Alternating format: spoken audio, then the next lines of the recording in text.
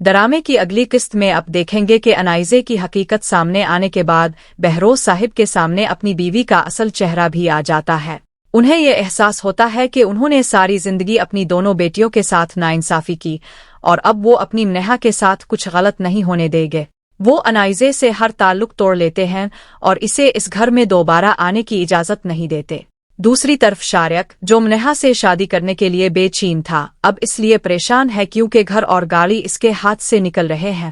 وہ کوشش کرتا ہے کہ کسی طرح انائزے کو واپس بھیج دیا جائے تاکہ وہ بارات لے کر جا سکے اور منہا سے شادی کر سکے، لیکن انائزے کی حرکت کے بعد شیری بیگم شارق پر برس پڑتی ہیں اور کہتی ہیں، تم جھوٹ بول رہے ہو، تم نے جان بوجھ کر میری بیٹی کو بہکایا ہے۔ وہ صاف کہہ دیتی ہیں کہ اب کچھ نہیں ہو سکتا، بہروز صاحب کو ساری حقیقت کا پتہ چل چکا ہے اور اگر تم دونوں واپس بھی آئے تو وہ تمہیں اپنے ہاتھوں سے ختم کر دے گے۔ اب شارق سمجھ نہیں پاتا کہ کیا کرے۔ منہا اس کے ہاتھ سے نکل چکی ہے اور اگر وہ انائزے کو بھی چھوڑ دیتا ہے تو وہ مکمل طور پر برباد ہو جائے گا، اسی لیے وہ مجبور ہو جاتا ہے کہ انائزے سے ہی نکاح کرے، چاہے دل سے نہ چاہتا ہو۔ ادھر بہروز صاحب اسفند اور اس کی والدہ کو گھر بلا لیتے ہیں۔ وہ دونوں پریشان ہوتے ہیں کہ آخر کیا ہوا، سب مہمان حال میں انتظار کر رہے ہیں اور اب لوگ وہاں کیوں نہیں آئے۔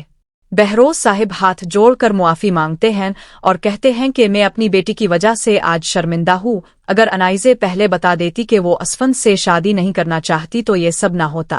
اسفند کو یقین نہیں آتا، وہ خط پڑھتا ہے اور حیران رہ جاتا ہے کہ انائزے اس کے ساتھ ایسا کیسے کر سکتی ہے۔ اس موقع پر اسفند کی والدہ کہتی ہیں کہ انائزے نے جو کرنا تھا کر لیا، لیکن اس کی وجہ سے منہا کی زندگی برباد ہو گئی ہے۔ وہ تجویز دیتی ہیں کہ منہا کا نکاح اسفند سے کر دیا جائے۔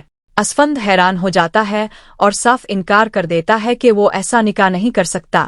منہا یہ سب سن کر ٹوٹ جاتی ہے، وہ یہ برداشت نہیں کر پاتی کہ اس پر ترس کھا کر شادی کی جائے۔ اسفند گھر سے نکلنے لگتا ہے لیکن بہروز صاحب اس کے پیچھے جا کر اسے روک لیتے ہیں۔ منہا صوفے پر گر جاتی ہے اور رونے لگتی ہے کہ اس کے ساتھ یہ سب کیوں ہوا۔ بہروز صاحب اسفند کے سامنے ہاتھ جوڑ کر کھڑے ہو جاتے ہیں اور اس سے منت کرتے ہیں کہ وہ منہا کے لیے مان جائے۔ آخرکار اسفند مجبور ہو کر واپس آتا ہے اور منہا سے نکاح کے لیے تیار ہو جاتا ہے۔ سادگی سے گھر پر ہی ان دونوں کا نکاح پڑھا دیا جاتا ہے اور منہا کو رخصت کر دیا جاتا ہے۔ منہا کو یقین نہیں آتا کہ اس کی زندگی اس طرح بدل جائے گی۔ وہ اسفند سے محبت تو کرتی ہے مگر اس نے کبھی نہیں سوچا تھا کہ اس طرح اس کی زندگی میں آئے گی۔ وہ کمرے میں جا کر چیختی ہے، روتی ہے اور اپنے زیورات اتار کر پھینک دیتی ہے۔